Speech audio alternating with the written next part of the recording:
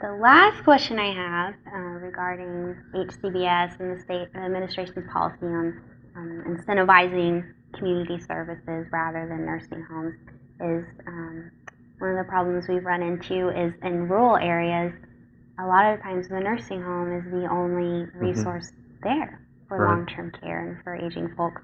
And so we are interested in hearing any ideas, programs, steps you've made, your agency has made in incentivizing building that kind of capacity, one, and then two, if any of those potential incentives would be worked into the budget for 2013.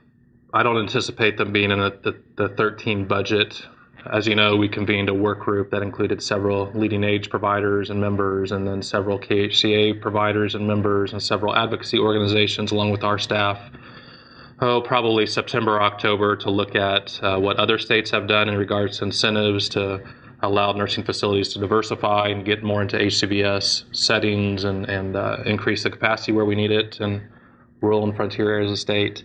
I believe what that committee ultimately decided, as Joe Ewert and I worked with them, was we needed more data. So as part of this CanCare process, we are issuing a request for proposal in the next couple of weeks to universities to help us, number one, help us create a more uniform assessment tool between the frail elderly waiver, the PD waiver, the developmentally disabled waiver, the autism waiver, and the technology assistance waiver. Right now, each of them have different documentation, different uniform assessment instruments to different scores. And CMS wants us to come up with a more uniform tool as we move into this new system. So they're going to help us do that. And the second thing is CMS now allows states to restrict eligibility based on scoring. And what they've said, effective last summer, was as long as, for instance, on the FE waiver, you do not make it more restrictive for a senior to live in the community, so you don't take the current score that you need of a 26 and lower it, or take the current score of a 26 and raise it to say you need a 46 to be on HCBS. As long as you leave out a 26, you can make it more restrictive to say you need a 46 to be in assisted living, you need a 66 to live in a nursing home if you're on Medicaid or HCBS. We haven't decided whether that's a good policy or not. That's something that we want to have discussions with managed care companies as we move forward in the next year and sign those contracts on whether that's something they would desire. We don't know of any other states that have done that, but we want to look carefully at that possibility. And as this university helps us determine the assessment tool, we also want them to look at a possible tiered scoring system as well. And then the third thing we've asked them to do is to look at the capacity needs that we have across the state based on the assessment tool and based on the scoring. Even if we do not have a scoring system in place, we do know that we anticipate a certain percentage of our customers and clients in nursing homes now, or elders that live in nursing homes, could be served in assisted living or could be served in other HCBS settings. The question is where, how many more do we need, what capacity is needed around the state. So we're going to have that university look at those things with us and do a statewide capacity study for us. So an example of what that might look like is they could tell us, based on the assessment, based on your data, based on your scoring, in Emporia, you have right now 100 too many skilled nursing beds, but you need 200 more assisted living, you need 100 more of this, you need 200 more of that.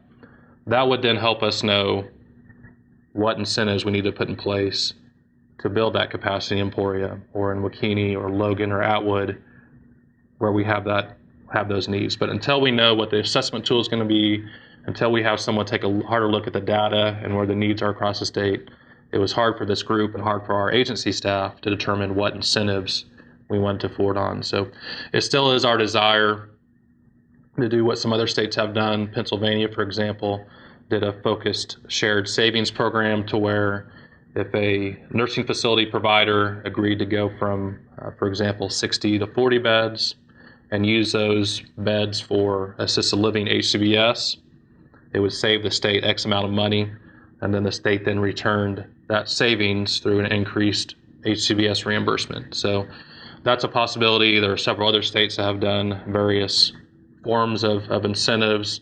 But we ultimately felt, in conjunction with the providers that were part of this work group with us over the fall and winter, that until we had more information, until we had more data, that we really couldn't form a good policy on what incentives need to occur. So we're going to be working on that between now and the end of the year, and then hopefully we'll have a better idea of where we're going.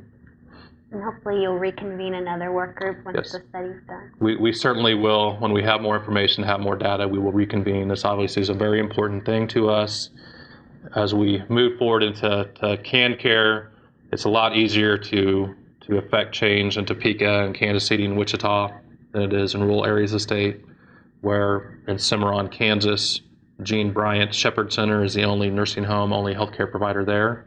So we want to be able to provide incentives that help Gene diversify, provide HCBS settings, whether that's assisted living, home health. So the care, the senior needs at Cimarron is available, and not just her nursing home. Nothing wrong with Gene's nursing home, but there's a certain feeling that there's premature placement in a lot of areas of the state where there's no other providers currently. Well, we look forward to seeing that study, working with you guys on that. Thank you so much for tuning in. This is the first of what we hope will be several more videos throughout the session with different people up here in Topeka and on the Hill. So once again, thank you very much, and we'll see you next time.